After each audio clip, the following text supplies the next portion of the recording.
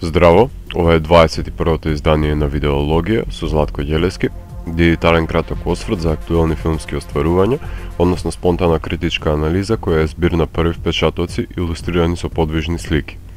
На денешниот репертоар е роман J. Israel Esquire на Ден Гилрој, во кој станува збор за мотивиран идеалистички адвокат кој се вплеткува во несакани ситуации кои ќе го изнудат да преземе екстремно дејствие против нив.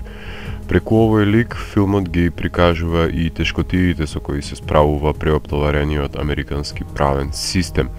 Филмот почнува со негодување на главниот лик кон сопствените прекршени морални и етички норми, па мора совеста на самиот лик да му пресуди дека е лицемер, кој ги изневерил принципите на однесување во кои верувал и посветено им се покорувал цел свој живот, доаѓајќи до кризата на идентитет, помешана со еден задоснат пубертет. Ова е филм со дидактичка премиса, кој треба да не подучи на човечноста, хуманоста, ангажираноста и филантропијата, дури и под притисок на загрозената екзистенција. Дензел Вашингтон е совршен избор за улогата. Овој брзо зборко глумел адвокати, но никогаш ваков вид на дециден маргиналец, односно малиот човек кој ги брани малите луѓе и не му се игра играта на големите ајкули во корпоративниот океан.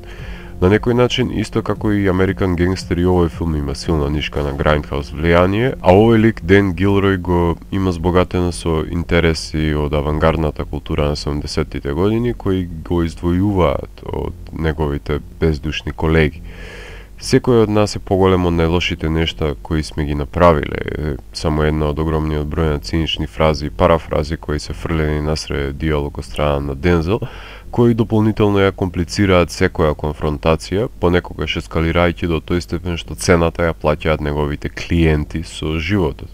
Неговата продуховеност и праведност е толку наивна и чиста што е недоветна за да обстои во овој свиреп свет. Меѓутоа, никој не му верува на адвокатот кој не добива поплаки, а Дензел секојаш знае да ја каже непогодната констатација во погрешно време.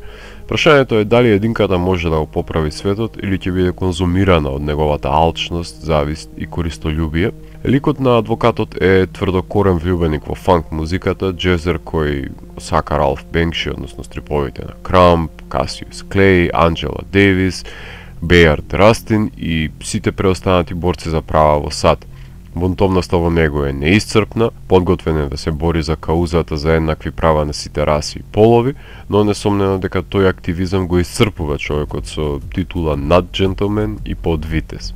Уште од првиот чин му е поставено прашањето дали живее во закрила од светот кој не го прифаќа поради неговото рането его или поради извитоперената илузија, меѓутоа евидентна е неговата нефункционалност, односно неадаптибилност, и морам да издвојам сцената приговорот во кој се соочува со војнички за социјална правда во една горлива дискусија, кои иако имаат идентични добронамерни цели, дискурсот се менувал со текот на годините, а роман е останат сосема ист. А тоа е причината зашто филмот истовремено е во спрега со секогаш завојуваните временски и просторни одредници, додека ликот ги хроничари сите случаи на расна неправда. Едно од поинтригантните идеолошки соочувања роман ги има со ликот на Колин Фарел, кој му говори за социјални реформи, запрашувајќи го дали навистина се грижи или сака да заработи $+. Двајцата се возхитувале на човекот кој ги подучувал што значи да се биде должен за борбата за правда на секоја индивидуа и да се почитуваат незините чести достоинства. Во вториот чин музиката го води действието, а свеќата која пребрзо гори во третиот чин е проголтана од последиците на своите акции, затоа што целта секогаш не ги оправдува средствата, бидејќи сите сме создадени грешни и со недостатоци, кои треба да си ги опростуваме. Човекот се изморува правејќи го невозможното за неблагодарните, е уште една фраза која ќе носам со себе по филмот, чисто од практични побуди. Филмот пати од маргинални споредни ликови, со оглед на тоа што е воден од поединечен главен карактер и во некои сцени е подобар за уво отколку за око. Главниот лик е поголем од филмот. Тематски е сроден со Маршал, близок е и до Майкл Клейтон, но далечен е по реализација. Денес е оскаровец, но утре стравувам дека ќе остане ТВ филм кој ќе се заборави, иако во себе содржи неколку бисери на мудроста, кои за упорните филмофили од иднината овој филм ќе им биде откритие ќе ја забришат прашината и ќе го забележат неговиот сјај.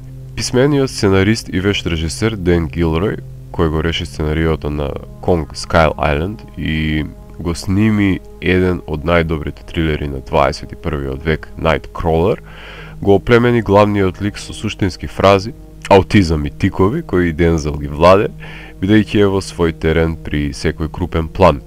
Джеймс Ньютон Хауард, модерниот великан на филмската музика, се грижи за изборот на фанк, джез и соул, кој ќе соодветствува со премолчената тага на главниот лик. Продолжена е соработката со кинематографот на Пол Томас Андерсон Роберт Елсвит, кој од изборот на продукцијскиот дизајн на Кевин Кавана ги прикажува канцелариите и ги избегнува судниците, иако станува збор за правен филм со работен наслов Inner City, не баре се аквариум во кој најдобро плива роман.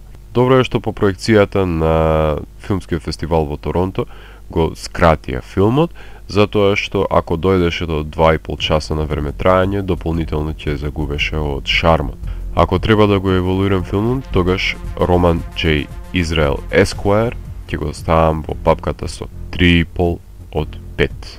Доколку ви се допадна 21-то издание на дигиталната архива видеологија, лајкувајте го видеото, споделете го и следете го каналот.